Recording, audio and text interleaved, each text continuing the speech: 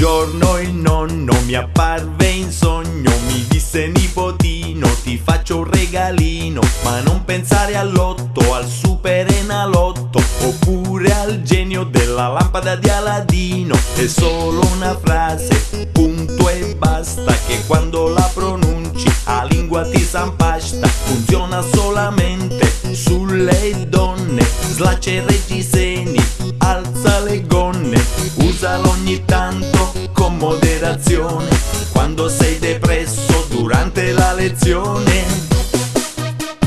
Anstambla, femminikutan, gali gali stuk, maringut. Anstambla, femminikutan, gali gali stuk, maringut. Anstambla, femminikutan, gali gali stuk, maringut. Anstambla, femminikutan, gali gali stuk, maringut.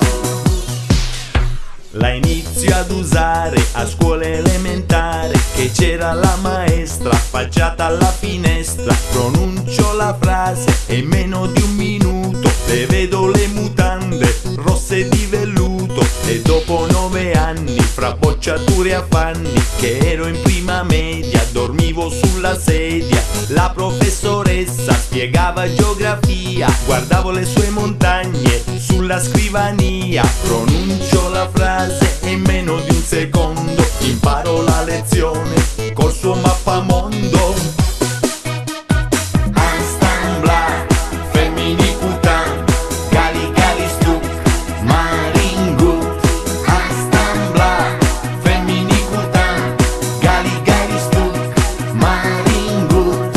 Anstambla, femminikutan, gali gali stuk, maringut. Anstambla, femminikutan, gali gali stuk, maringut. E dopo 7 anni, fra scioperi e malanni, al primo superiore spiegava il professore. Seguivo la lezione di geometria sul culo bello tondo della compagna mia. Entra la bidella, buona e formosa, di nome Marinella, proprio una gran cosa. Dice una parola al professore che diventa guasto come un ascensore. Pronuncio la frase e nello stesso istante si alza la sua gonna.